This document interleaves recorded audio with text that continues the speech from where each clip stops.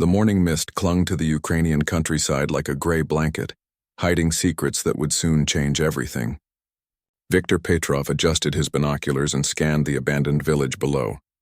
As a veteran war correspondent, he had covered conflicts across 3 continents.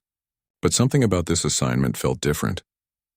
"There's been unusual activity in this sector," his military escort, Captain Dmitri, whispered beside him. "Our intelligence suggests someone has been picking off enemy soldiers with surgical precision.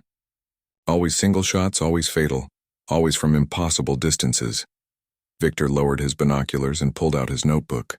The story he was chasing had brought him to this remote corner of Eastern Europe, where a mysterious sniper had been wreaking havoc on enemy forces for months. The military brass called the shooter Ghost because of their ability to appear and disappear without a trace. What made this story particularly intriguing was the pattern of the kills. Each target had been eliminated with extraordinary skill, suggesting military training of the highest caliber. Yet no one had been able to identify the sniper, or even determine their nationality. Some believed it was a special forces operative. Others thought it might be a local resistance fighter with exceptional abilities.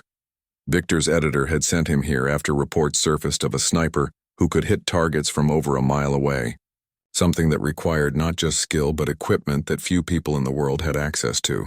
The mysterious shooter had become a legend among both Allied and enemy forces, spoken of in hushed tones around campfires and in military briefings. As they moved through the abandoned village, Viktor noticed the precision of the destruction around them. Buildings had been damaged, but not randomly. Windows that would provide good vantage points had been systematically destroyed, while others remained intact. It was as if someone had been methodically eliminating potential sniper nests. Captain Dmitri pointed to a water tower in the distance. "That's where we found the last evidence of our ghost. 3 spent cartridges, all from a high-powered rifle.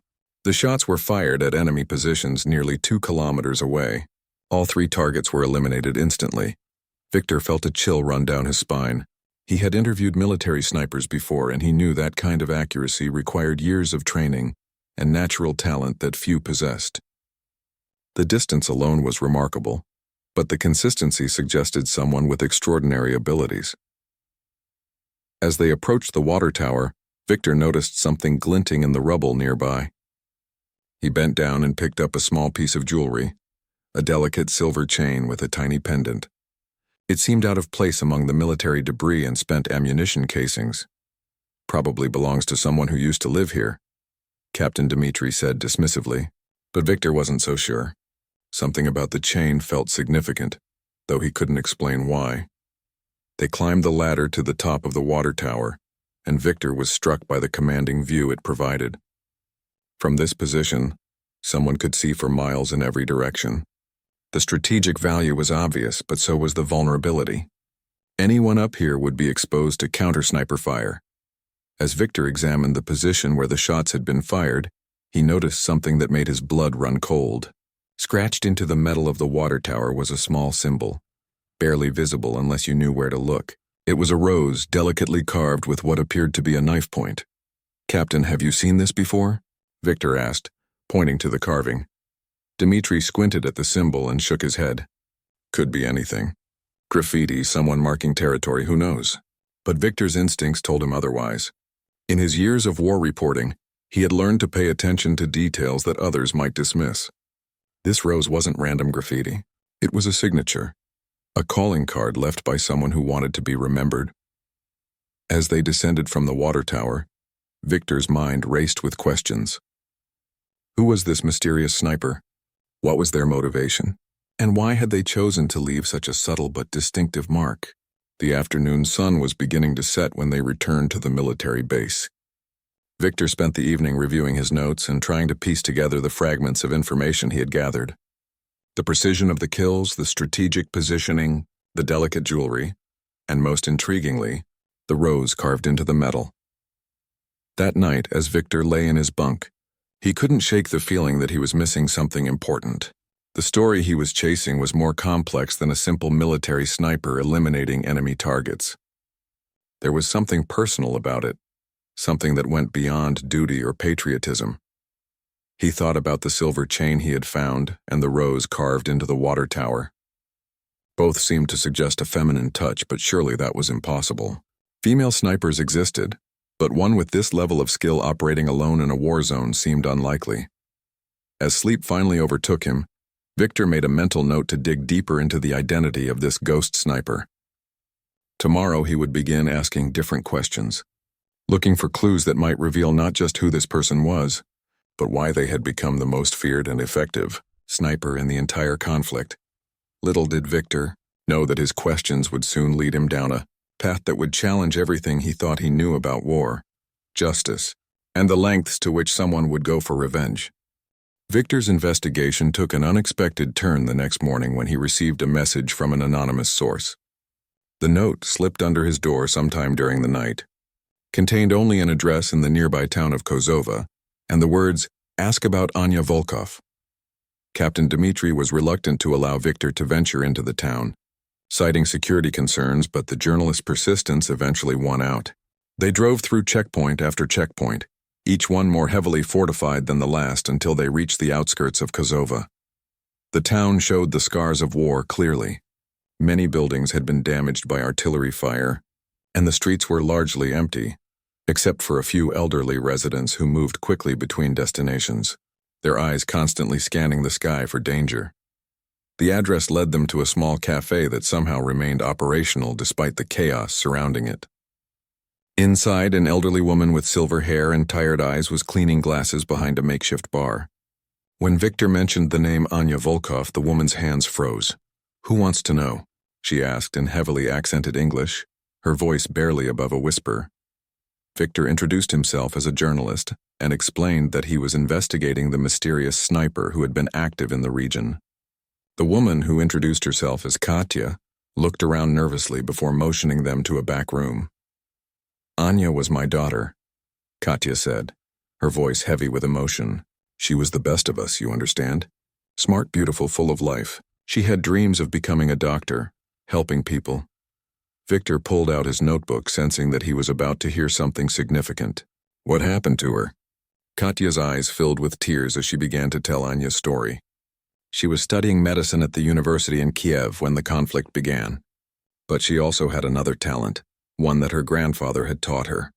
He was a sniper in the Great War, and he taught Anya to shoot when she was just a child. The old woman reached into a drawer and pulled out a photograph. It showed a young woman with striking green eyes and long dark hair, holding a rifle with obvious familiarity. She couldn't have been more than 25 years old. "Anya was exceptional with a rifle," Katya continued. "Her grandfather said she had a natural gift, better than anyone he had ever seen. But she never wanted to use that skill for violence. She wanted to heal people, not hurt them." Victor studied the photograph, noting the confident way Anya held the weapon and the intelligence in her eyes.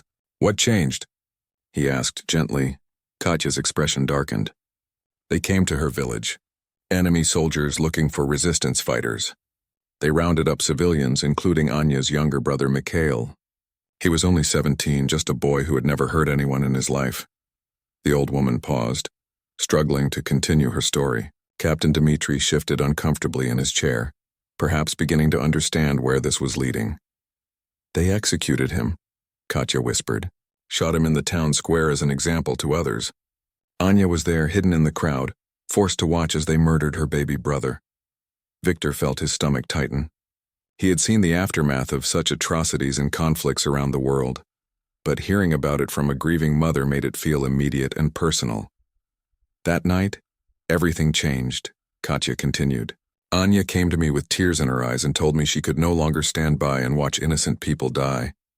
She said she was going to use her grandfather's gift to make them pay for what they had done." The pieces were starting to come together in Victor's mind. The precision kills, the strategic positioning, the personal nature of the targets. This wasn't just military operations, it was vengeance. "She took her grandfather's rifle and disappeared into the countryside," Katya said. "That was 8 months ago. I haven't seen her since, but I hear the stories. They call her Ghost, don't they?" Victor nodded, realizing that he had stumbled onto something much more complex than a simple military story. This was about a young woman who had been transformed by tragedy into something deadly and efficient. "How can you be sure it's her?" Victor asked. Katya reached into her pocket and pulled out a small silver chain. identical to the one Victor had found near the water tower. She always wore this. Her grandfather gave it to her when she learned to shoot. When she left, she took only her rifle and this necklace. Victor showed Katya the chain he had discovered, and the old woman's face crumpled with recognition. "That's hers," she whispered. "My daughter is out there somewhere, fighting a war that has already taken too much from our family."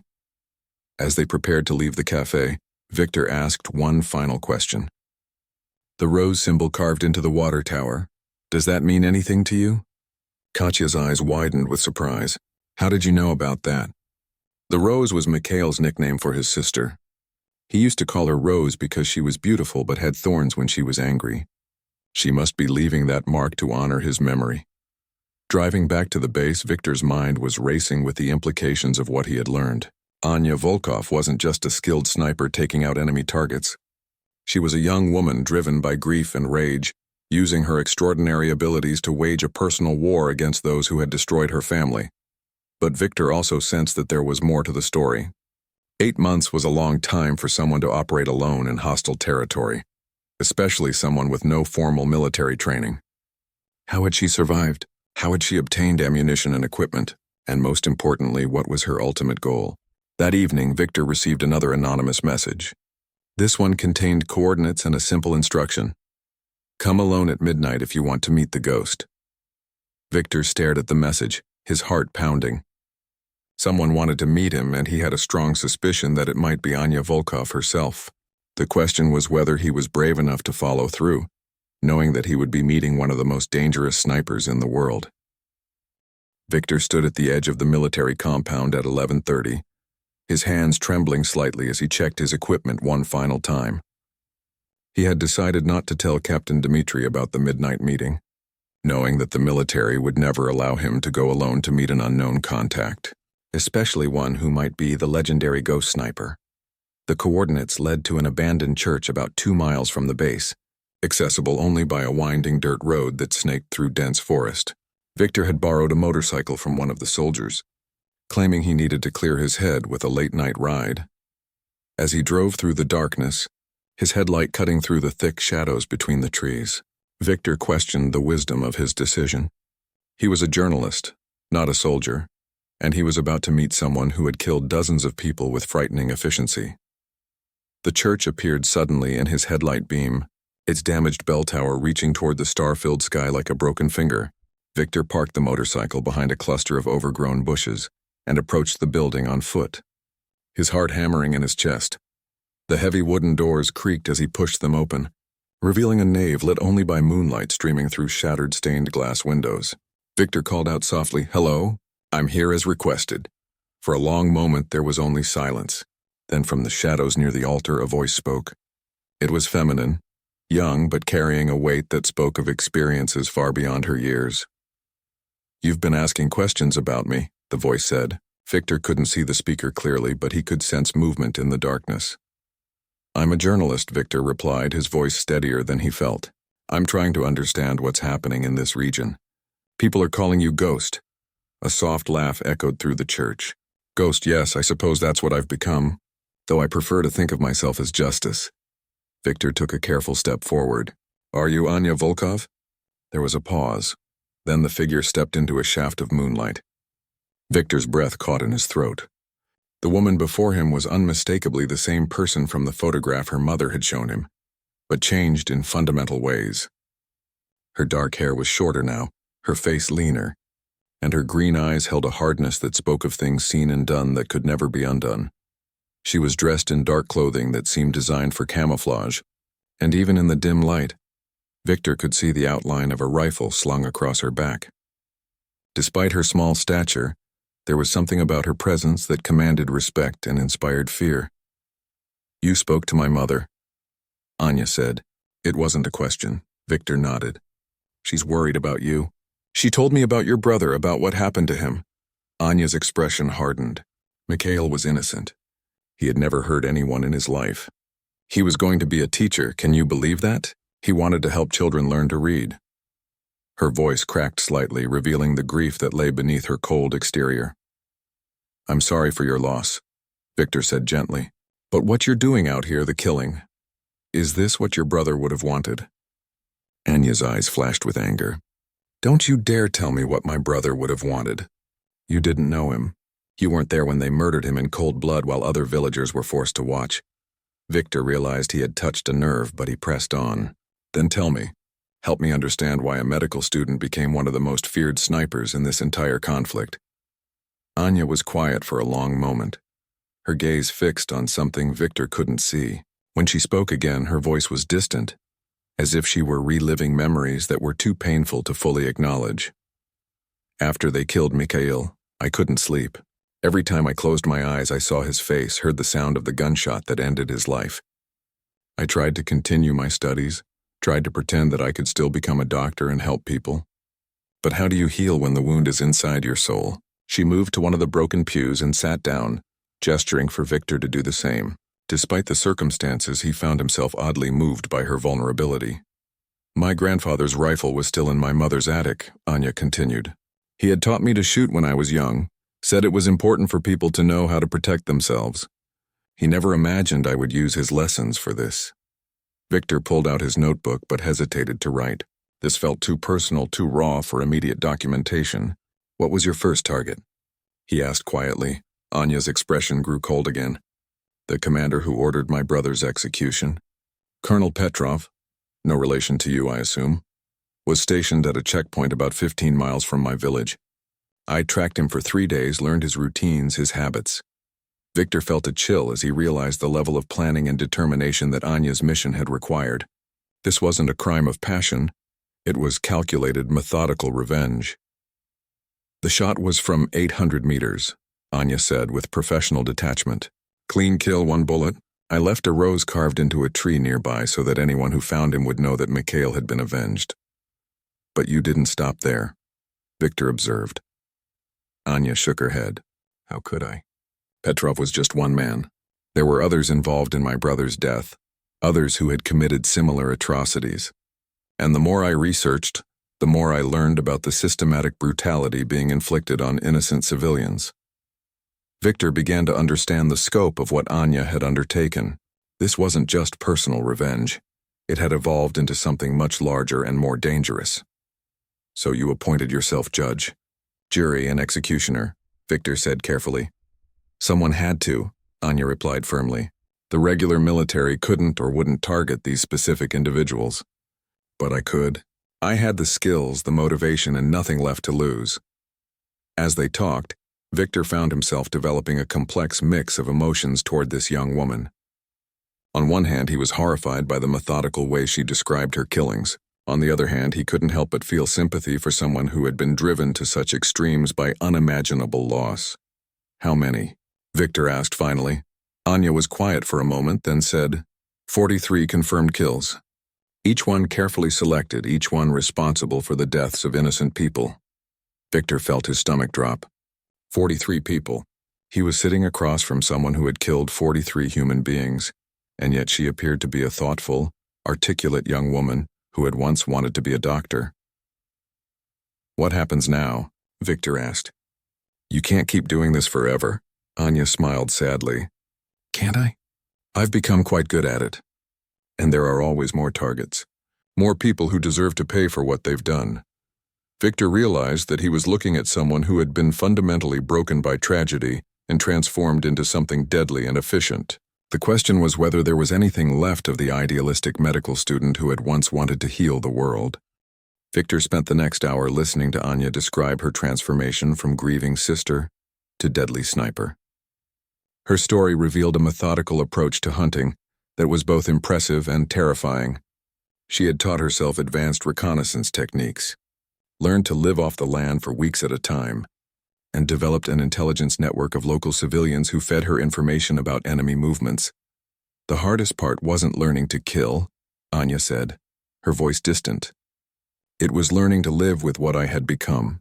The first few targets were easy because my anger sustained me, but after a while the anger fades, and you're left with the reality of what you're doing. Victor noticed how she spoke about killing with the detached professionalism of a surgeon discussing a medical procedure.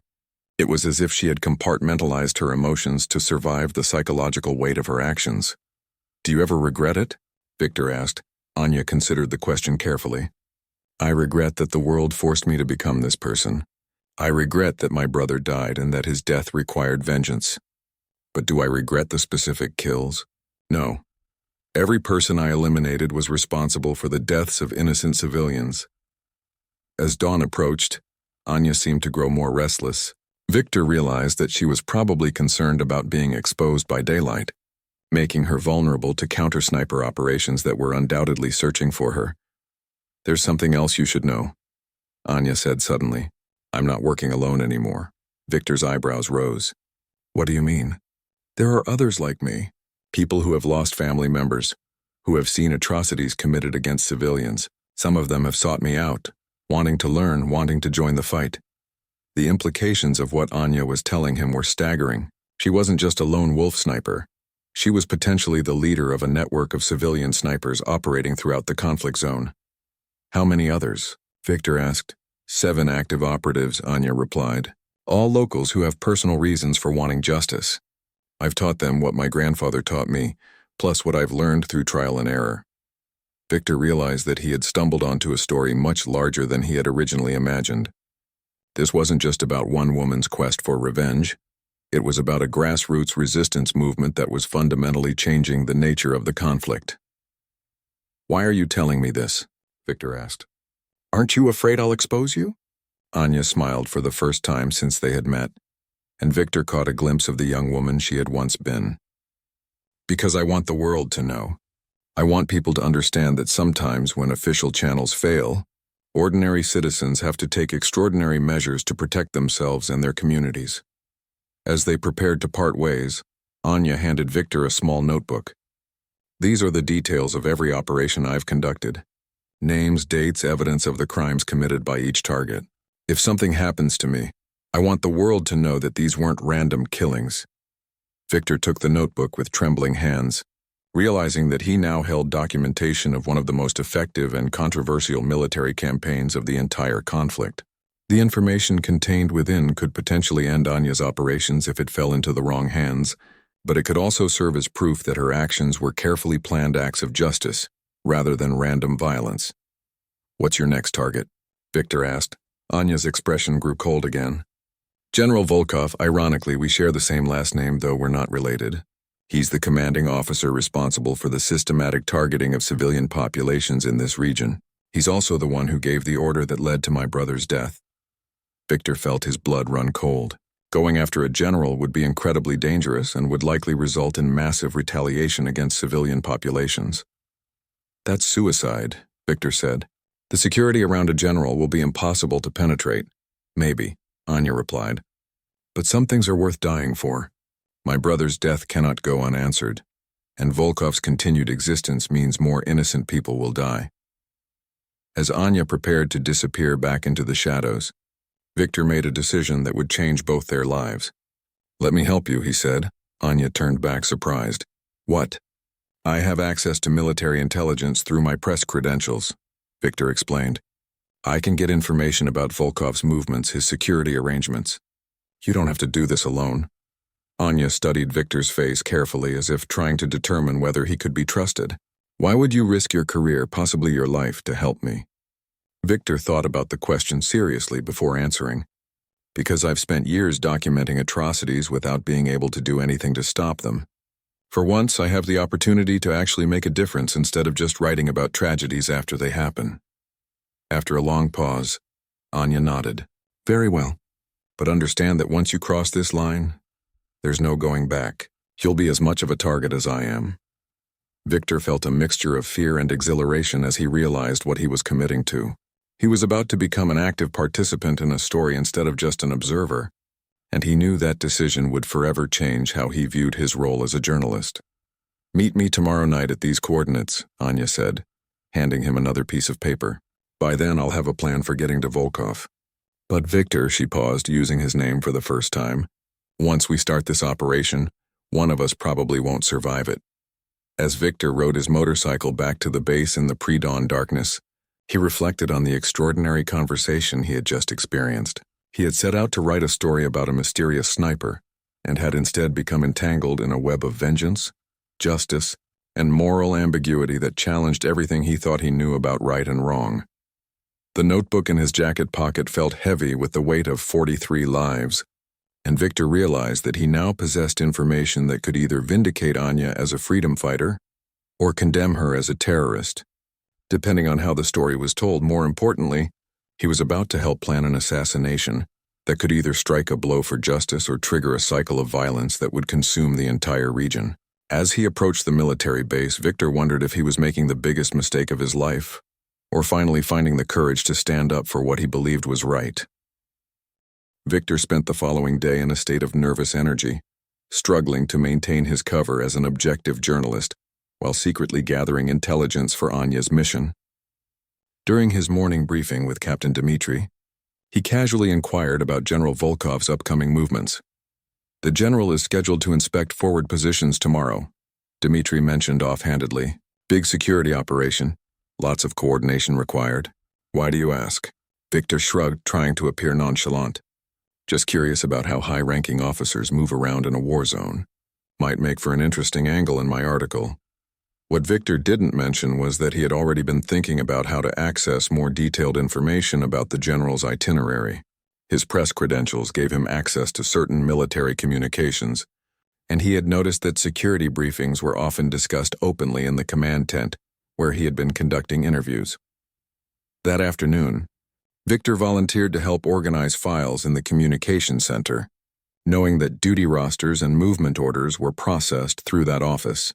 While pretending to sort through press releases, he photographed several documents with his phone, including a detailed schedule of General Volkov's inspection tour. The information revealed that Volkov would be traveling by armored convoy through a series of checkpoints, but there was one stop where he would be exposed. The general was scheduled to visit a memorial site for fallen soldiers, a location that would require him to exit his vehicle and walk across an open field. That evening, Victor made his way to the coordinates Anya had provided, his backpack filled with copies of the intelligence he had gathered. The meeting location was an abandoned farmhouse surrounded by fields that provided excellent visibility in all directions. Anya was already there when he arrived, studying maps spread across a makeshift table constructed from an old door and concrete blocks. She looked up as Victor approached, and he noticed that she appeared even more focused and determined than she had the previous night. "You look like someone who found useful information," Anya observed. Victor pulled out the photographs and documents he had gathered. "General Volkov will be at the Kozova Memorial tomorrow at 1400 hours. He'll be on foot for approximately 20 minutes paying respects to fallen soldiers." Anya studied the materials carefully, her expression growing more serious as she absorbed the details. "This is good intelligence," she said finally, "but the security will be overwhelming. Snipers on every rooftop, counter-sniper teams sweeping the area for hours before his arrival." Victor felt a stab of disappointment. "So it's impossible?" "Not impossible," Anya replied, "but it will require something I've never attempted before. A shot from extreme range, beyond what most people would consider feasible." She pulled out a worn map and pointed to a hill approximately 2 miles from the memorial site. "From this position, I could have a clear line of sight to the memorial. The distance would be nearly 3,200 meters. Victor stared at the map, trying to comprehend what Anya was proposing. "Is that even possible? I mean, can anyone make a shot from that distance?" Anya's expression was grim. "There are maybe a dozen people in the world who could attempt it, and most of them would need perfect conditions and multiple shots to succeed. I would have one opportunity, one bullet, and probably less than 30 seconds before counter-sniper teams triangulated my position." The magnitude of what they were planning began to sink in for Victor. This wasn't just dangerous, it was practically suicidal. Even if Anya succeeded in eliminating General Volkov, the chances of her escaping alive were minimal. "There has to be another way," Victor said. "Some other opportunity when he's less protected." Anya shook her head. "I've been tracking Volkov for months. This is the first time he's scheduled to be in a position where a shot is even theoretically possible. If we don't take this opportunity, we may never get another one." As they planned the logistics of the operation, Victor found himself increasingly troubled by the probable outcome. He had agreed to help Anya gather intelligence, but he hadn't fully considered that he might be helping her plan what amounted to a suicide mission. "What about extraction?" Victor asked. "How do you plan to get away after the shot?" Anya was quiet for a moment before answering. "Honestly, I probably won't. The counter-battery fire will be immediate and overwhelming. My best-case scenario is that I have enough time to confirm the kill before they locate me. Victor felt sick. So you're planning to die tomorrow? I'm planning to complete my mission, Anya replied firmly. What happens to me afterward is secondary. Victor realized that he was looking at someone who had already accepted her own death as the price for achieving her goal. The transformation from idealistic medical student to determined killer was complete, and there was nothing left of the person who had once wanted to save lives. Your mother, Victor said desperately. What about your mother? You're all she has left. For the first time, Anya's composure cracked slightly. My mother lost her children the day they murdered Mikhail. I died that day too in every way that matters. What's walking around now is just the weapon my grief created. Victor spent the next hour trying to talk Anya out of the mission, suggesting alternative targets, different approaches, anything that might give her a better chance of survival, but she remained resolute, and Victor began to understand that this had always been where her path was leading. If you're determined to go through with this, Victor said finally, then let me be your spotter. You'll need someone to help with wind calculations and target confirmation at that range. Anya looked surprised. You don't have the training for that kind of operation. And besides, if something goes wrong, I don't want your death on my conscience. My conscience is already compromised, Victor replied. I've provided intelligence for this mission, which makes me complicit regardless. At least if I'm there, I can help ensure that your shot has the best possible chance of success. After considerable debate, Anya agreed to let Victor accompany her to the shooting position. They would move into place before dawn, allowing time to settle in and prepare for the afternoon shot. Victor felt a mixture of terror and determination as he committed to participating directly in an assassination attempt. As they prepared to part ways for the night, Anya handed Victor a rifle scope and a rangefinder. Study these tonight, she said. Tomorrow you'll need to be able to read wind conditions and calculate target adjustments instantly. Victor took the equipment with trembling hands, realizing that he was holding tools that would help determine whether General Volkov lived or died the following day. As he made his way back to the base, Victor reflected on how completely his life had changed in just a few days. He had come to this region as an objective observer, hoping to document the story of a mysterious sniper. Instead, he had become an active participant in a mission that would either be remembered as an act of justice or an act of terrorism, depending on who survived to tell the story. Victor barely slept that night, his mind racing with thoughts of what the next day would bring. At 3 a.m, he quietly gathered his equipment and slipped out of the base, his heart pounding as he made his way to the rendezvous point where Anya was waiting. She was dressed in full camouflage gear, her face painted with dark patterns that made her nearly invisible in the pre-dawn darkness. Her rifle, a custom-modified weapon that looked like it had been carefully maintained for years, was wrapped in cloth to prevent any reflective surfaces from giving away their position. Ready? Anya asked quietly, and Victor nodded, though he felt anything but ready. They moved through the countryside in complete silence, Anya leading the way with the confidence of someone who had traversed this terrain many times before. Victor struggled to keep up, his equipment feeling heavy and awkward as they climbed through rocky terrain toward their destination. The shooting position Anya had selected was a natural depression on the crest of a hill, surrounded by rocks and scrub vegetation that would provide excellent concealment. From this vantage point, they had a clear view across the valley to the memorial site where General Volkov would make his appearance. As they settled into position, Victor was struck by the enormity of the distance they would need to cover with a single bullet. Through his binoculars, the memorial looked impossibly small and far away. The idea that anyone could hit a human target at this range seemed absurd. Anya began setting up her rifle with methodical precision, adjusting the scope and calculating windage corrections based on readings from a small handheld weather station. Victor watched in fascination as she transformed from a young woman into a focused killing machine. Every movement calculated and efficient. At this range, I need to account for bullet drop of approximately 42 feet, Anya explained quietly as she worked. The projectile will be in flight for almost 4 seconds, so any movement by the target during that time will cause a miss. Victor tried to absorb the technical details, but he was overwhelmed by the complexity of what Anya was attempting.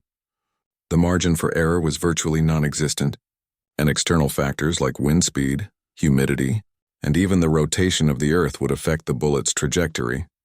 As the morning progressed, they took turns monitoring radio communications and tracking the movement of security teams around the memorial site.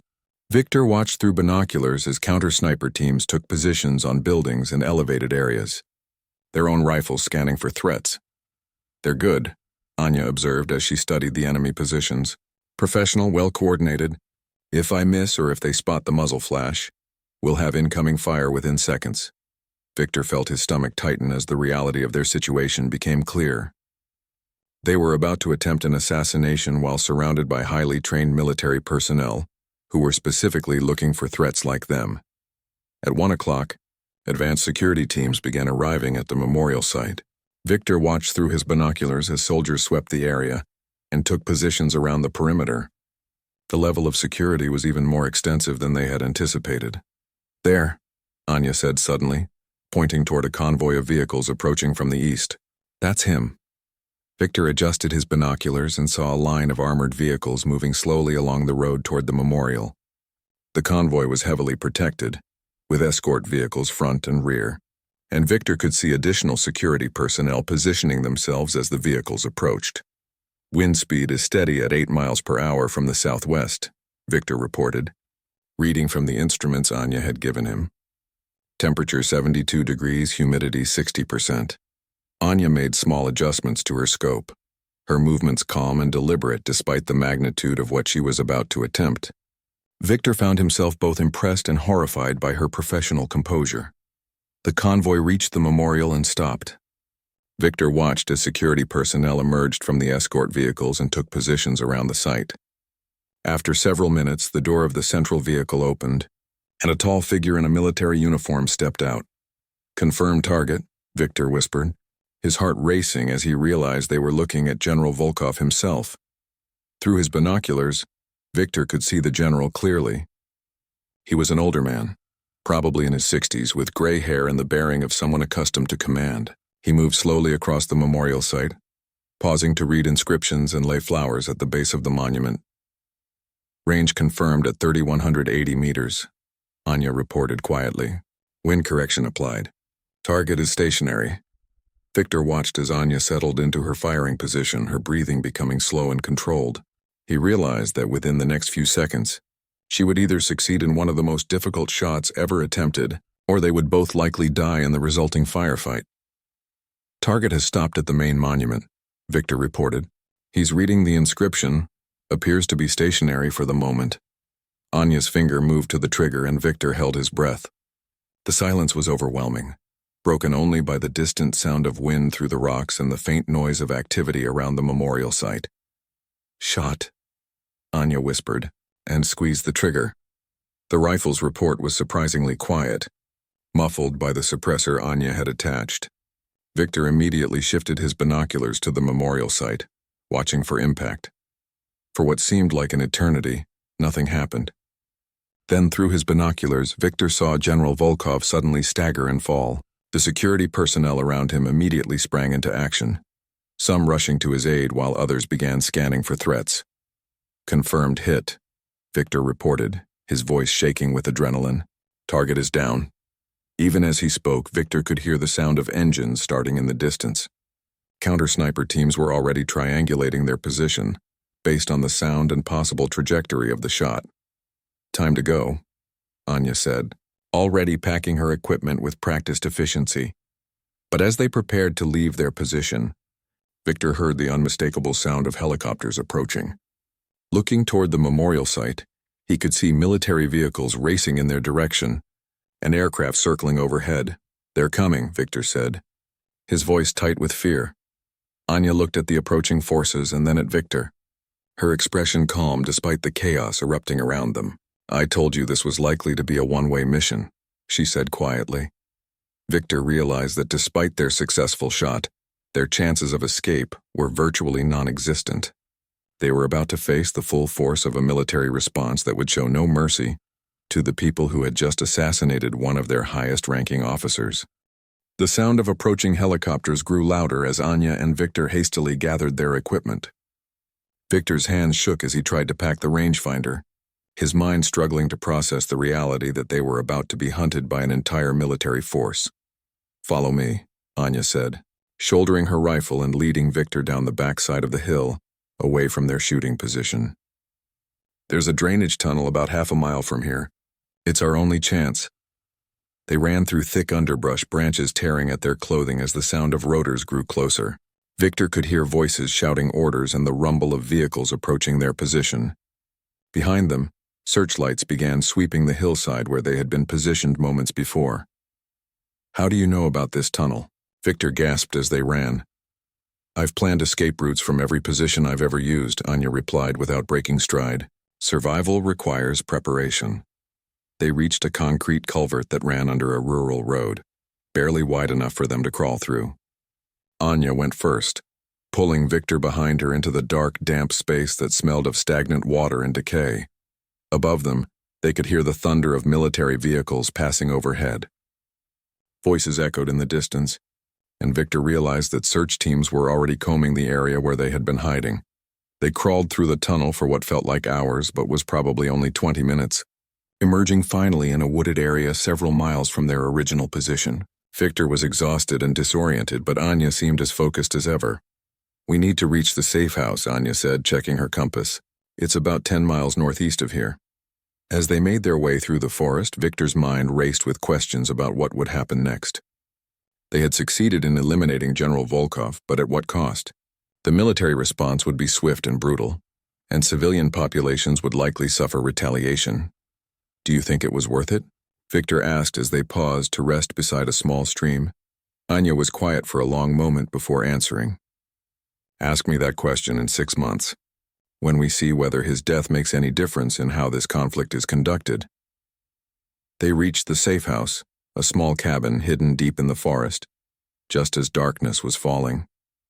Victor was surprised to find 3 other people already there, all armed and all looking like they had been expecting Anya's arrival. "Is it done?" asked a bearded man who appeared to be in his 40s. Anya nodded. "Volkov is dead, but they'll be looking for us with everything they have." Over the next several hours, Victor listened as Anya and her associates discussed their next moves. He learned that the network of civilian snipers was larger and more organized than he had imagined, with safe houses, communication systems, and intelligence networks throughout the region. The operation was successful, Anya told the group, but Victor here needs to get back to his base before he's missed. He has a story to write. Victor realized that despite everything they had been through together, Anya was right. He was still a journalist, and he had a responsibility to document what he had witnessed. But he also knew that the story he would write would be unlike anything he had ever published before. "What will you do now?" Victor asked Anya privately. "Continue the mission," she replied simply. "Volkov's death sends a message, but there are others who need to pay for their crimes." Victor felt a deep sadness as he looked at this young woman who had been so completely transformed by tragedy and loss. The idealistic medical student was gone forever, replaced by someone who had found purpose only in death and vengeance. "Your mother," Victor said. "She still hopes you'll come home." Anya's expression softened slightly. "Tell her that I died with my brother. Tell her that the person she's waiting for no longer exists." As Victor prepared to leave the safe house and make his way back to the base, Anya handed him a small package. "My journal," she explained. "Everything is in there. Every operation, every target, every reason. The world needs to know that these weren't random killings." Victor took the package, realizing that he now held the complete record of one of the most effective and controversial military campaigns of the entire conflict. The information would either vindicate Anya as a freedom fighter or condemn her as a terrorist. The journey back to the base took Victor all night, and he arrived just as the morning briefing was beginning. Captain Dmitri looked relieved to see him. "Where have you been?" Dmitri asked. "There was a major incident yesterday. General Volkov was assassinated at the memorial service. The whole region is on high alert." Victor tried to look surprised. "Assassinated? Do they know who did it?" "The ghost," Dmitri replied grimly. "That sniper you've been asking about made an impossible shot from over 2 miles away. We've never seen anything like it." Over the following weeks, Victor wrote his story, struggling with how to present the complex moral questions raised by Anya's campaign.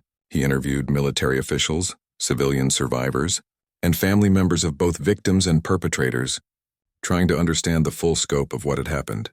The final article, when published, sparked international debate about the nature of justice in wartime, the role of civilian resistance, and the line between heroism and terrorism. Some readers saw Anya as a symbol of righteous vengeance, while others viewed her as a dangerous vigilante whose actions had escalated the conflict.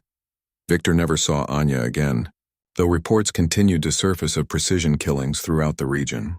The ghost had become a legend, spoken of in whispers by both sides of the conflict. Months later, Victor received word that Anya had been killed in a firefight with enemy forces. She had been found with her grandfather's rifle and a single rose carved into a nearby tree. Her death marked the end of one of the most extraordinary and controversial military campaigns in modern history. At her funeral, attended only by her mother and a few village elders, Victor delivered a eulogy that tried to capture the complexity of who Anya had been. She was simultaneously a victim and a perpetrator, a hero and a killer, a young woman destroyed by war who had chosen to fight back in the only way she knew how. Victor's final article, about Anya Volkov, was titled The Rose and the Yo Rifle, One Woman's War. It became one of the most widely read pieces of war journalism ever published, sparking ongoing debates about justice, revenge, and the price of survival in a world where innocent people are forced to make impossible choices. Years later, Victor would still receive letters from readers asking whether he thought Anya was a hero or a villain. His answer was always the same. She was simply a human being who had been pushed beyond her breaking point and had chosen to push back. Whether that made her right or wrong was a question that each person would have to answer for themselves.